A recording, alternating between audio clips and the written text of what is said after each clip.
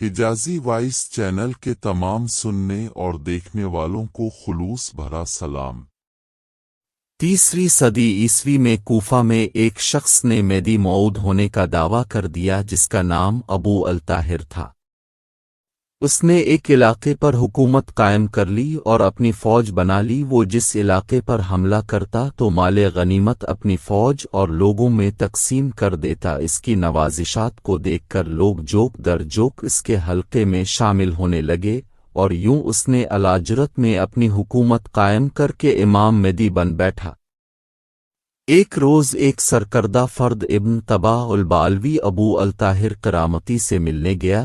ابو الطاہر دربار لگائے بیٹھا تھا، وہاں کچھ امراء بھی تھے اور عام حاضرین کی تعداد خاصی تھی۔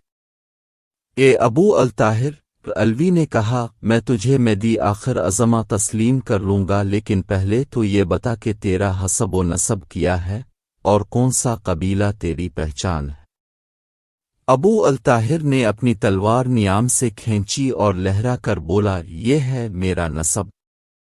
پھر ایک تھیلی میں ہاتھ ڈال کر سونے کی بہت سی اشرفیاں نکال کر دربار کے حاضرین کی طرف پھینک کر بولا، اور یہ ہے میرا حسب۔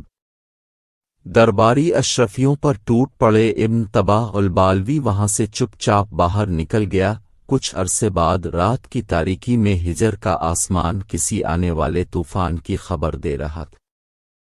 دارالہجرت کی بلند و بالا مسجد کے منبر پر ابو طاہر چمکتی آنکھوں اور خون آشام ارادوں کے ساتھ بیٹھا تھا۔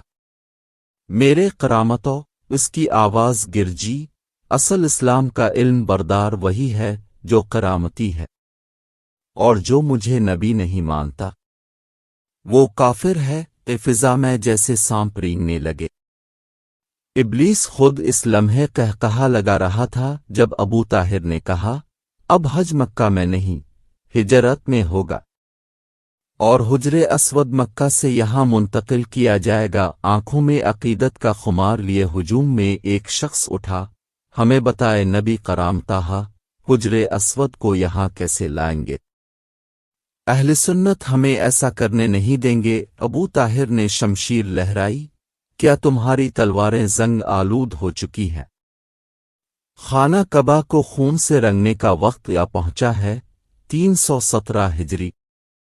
مکہ کی فضا مقدس دعاؤں سے گونج رہی تھی۔ حاجی بیت اللہ کا طواف کر رہے تھے، مگر کسی کو کیا خبر تھی کہ ایک قہر بن کر ننگی تلوار لیے ابلیس کا پیروکار آ چکا ہے۔ ابو طاہر گھوڑے پر سوار، شراب کی سراہی ہاتھ میں لیے مسجد حرام میں داخل ہوا۔ گھوڑے نے مسجد میں پیشاب کر دیا۔ دیکھو، ابو طاہر نے قہقہا مار کر کہا، میرا گھوڑا بھی میری نبوت پر ایمان لایا ہے۔ اور پھر شروع ہوا وہ ہولناک کھیل جس کی نظیر تاریخ میں کم ہی ملتی ہے۔ طواف کرنے والے نہتے حاجیوں پر کرامتی تلواریں برسنے لگیں۔ خون زمین پر نہیں، دیواروں پر چھینٹا گیا، محرابوں پر چھلکا، منبر پر چھلکا، اور پھر خانہ کعبہ کے سائے میں انسانیت کو کاٹا گیا۔ میں خدا ہوں، ابو طاہر چیخا، اور خدا میری ذات میں ہے۔ مگر اسی لمحے ایک نڈر حاجی آگے بڑھا، ابو طاہر کے گھوڑے کی لگام پکڑی اور چیخا، تو جھوٹا ہے۔ قرآن کی آیت کا مطلب یہ ہے کہ بیت اللہ میں داخل ہونے والے کو امن دو۔ ایک تلوار چمکی اور اس حاجی کا سر تن سے جدا ہو گیا۔ مکہ کے امیر ابو محلب نے آخری بار سمجھانے کی کوشش کی، اللہ کے غضب سے ڈر، یہ گھر تیرا نہیں، خدا کا ہے، اسے عذاب دکھاؤ۔ ابو طاہر نے کہا، اور کرامتیوں نے ابو محلب اور اس کے ساتھیوں کو موت کے گھاٹ اتار دیا۔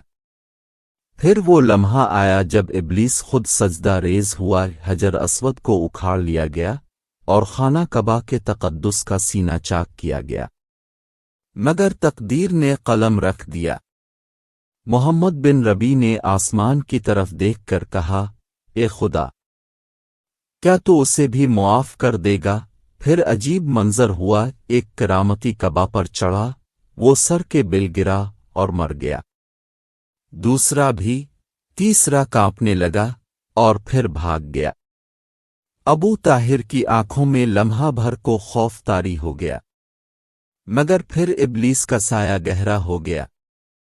उसने गुस्से से हुक्म दिया कि गिलाफ कबा को खींचकर उसके टुकड़े टुकड़े कर दो। गिलाफन कबा को चाक चाक किया गया और टुकड़े लश्कर में बांट दिए गए।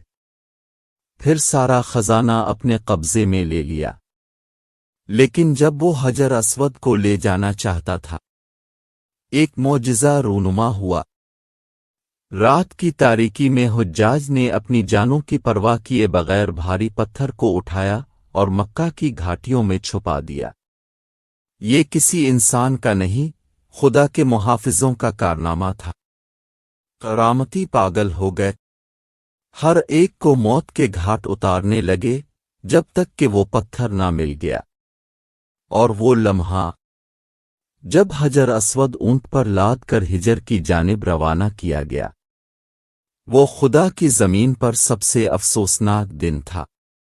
22 साल तक खाना कबा हुजर अस्वद के बगैर रहा। हज मौकूफ हुआ, आसमान खामोश था, जमीन खून आलूद।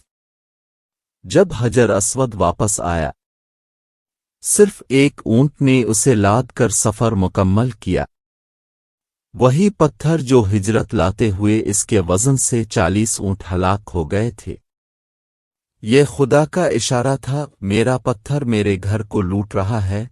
अबू ताहिर वो चीचक में मुब्तला हुआ, तड़पता रहा, चलाता रहा, बदबू बनकर मर गया। ना कफन, ना दफन, ना दुआ। इब्लीस ने इसका साथ छोड़ दिया।